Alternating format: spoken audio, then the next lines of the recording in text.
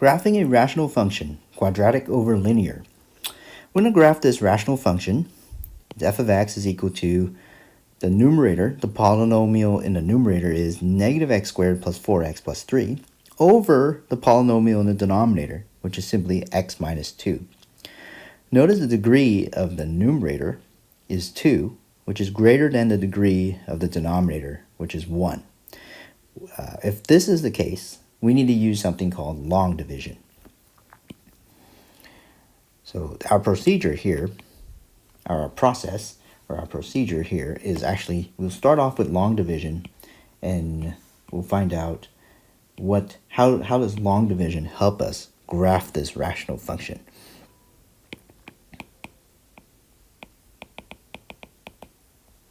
So let's write our long division, x minus 2, negative x squared plus 4x plus 3. And about how many times do we need to multiply x minus 2 to get negative x squared? So we need an opposite of x, and we get opposite of x squared here, plus a 2x, and now we subtract. And when you subtract, we get positive 2x. We bring down, we get a plus 3. Now we need to multiply by positive 2 to get 2x minus 4. And we're back at that subtraction step. Make sure you put the parentheses. Now when you subtract here, we actually get a positive 7. Notice everything lines up. We made it to the finish line. Our function, f of x, can be rewritten now as this function, negative x plus 2, add 7 over x minus 2. And from here, we could actually graph. It's a little bit easier. The first thing you want to spot is something called a vertical asymptote. The vertical asymptote here, remember, is found by analyzing the domain. And in this case, we're going to analyze the denominator. It's going to be x minus 2 cannot be 0. Right? Our domains here says x cannot be 2. So what does that mean? That means our vertical asymptote, our vertical line, has to be x equals 2. And so we're going to graph that. We also need ordered pairs. Oh, one other thing. Right here, this part right here is very important.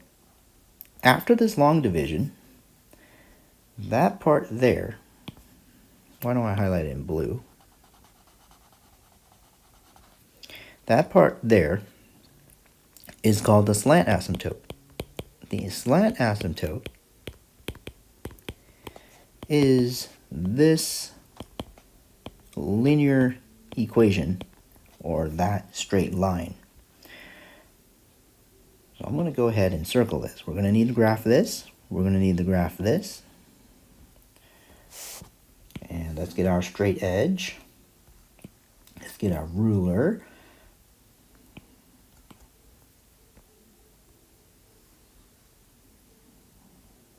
And let's draw some axes.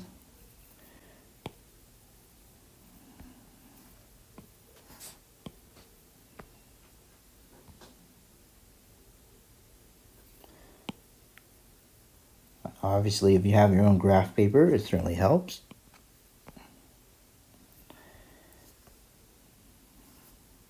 X here, Y there. Let's graph the vertical asymptote first. X equals 2. Let's label it. Remember, labeling is a mathematical skill. So we write x equals 2 there. Let's label our slant asymptote. Has a downward slope of -1. Y-intercept is 2. So it's going to go through right here.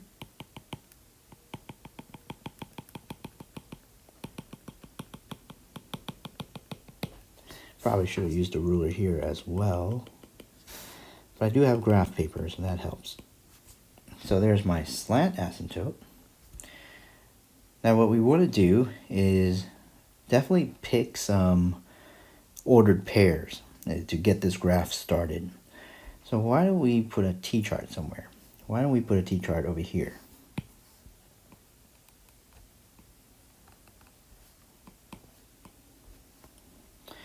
Now, I'm going to use this part, this function here, to get our ordered pairs. This part is a little bit easier to evaluate.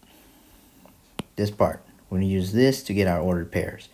So why don't we start with the y-intercept? That is when x is 0. When x is 0, what does f of x have to be? Or what does y have to be? So let's try f of 0.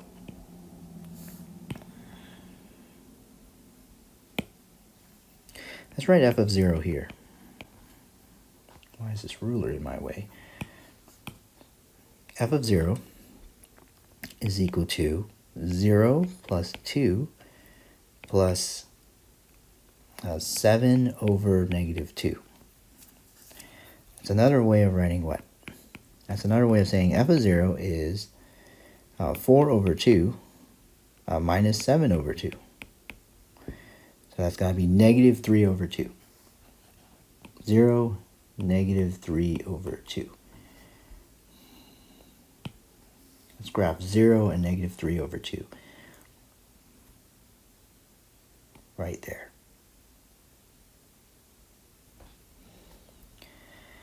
Why don't we pick x to be negative 1?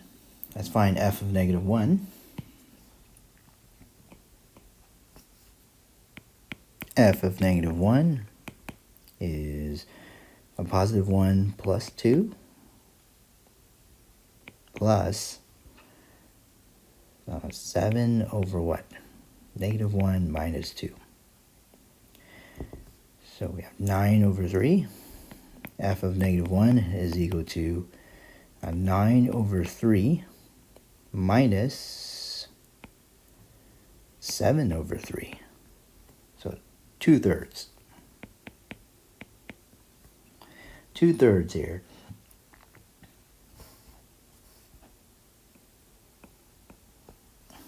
So when x is negative 1, we have 2/3.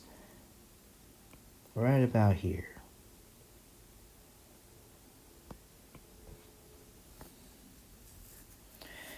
Let's go to the right of x equals 2. So why don't we pick on x equals 3 and x equals 4, and so on and so forth. 3 would be definitely really handy. When x is 3, what is our output? Negative 1 add 7. Negative 1 add 7 is 6.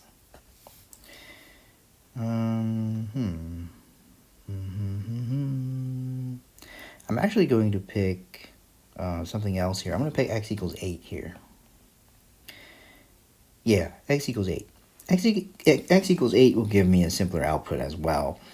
So we have negative 6 plus 7.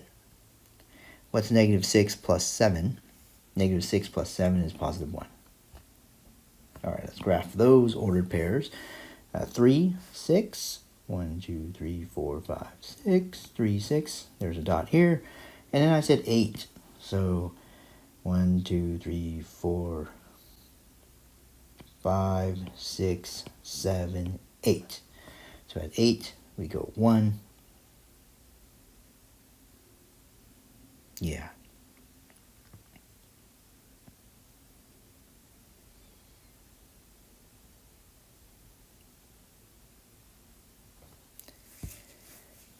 Just double checking the order.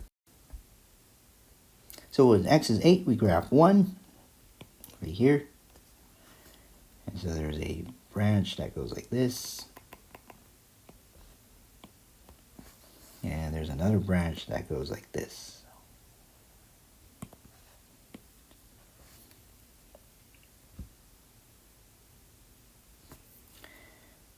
I want to make sure my 8 is correct. I did it in my head, and that's not always a good thing.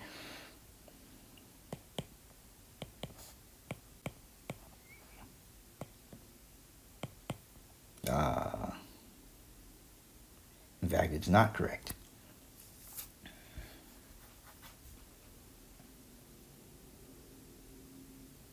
So why don't we fix that? Erase this. Erase that. I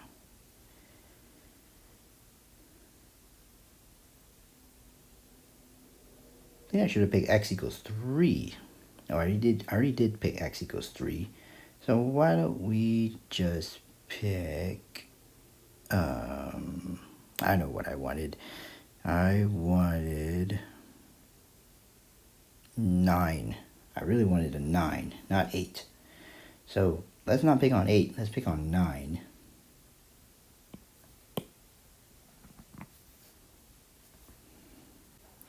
So if you look at f of 9, we get negative 9 plus 2 plus 7 over what? 9 minus 2. So that is negative 7 plus 1, which is negative 6. 9, negative 6, 9, and then negative 6. 1, 2, 3, 4, 5, 6. This is a much better ordered pair. Now we could play connect the dots. Ooh, boom, got it. This is a much better looking graph. Why don't we circle our answer? I'm going to erase some of my scratch work here. That way I can make my graph. I could circle the graph before I try to type it in or submit it in the computer. Always graph first. Don't try to use a graphing device. So I'm going to circle what I need. I need my graph with all the labels. Label of the vertical asymptote, label of the slant asymptote, have all the ordered pairs labeled, and you could label your ordered pairs in a T-chart. And so that is what I want to submit in the computer if I had to turn in homework over the computer. Make sure you graph this by hand first. That way you learn all the mathematical skills of labeling and drawing as well.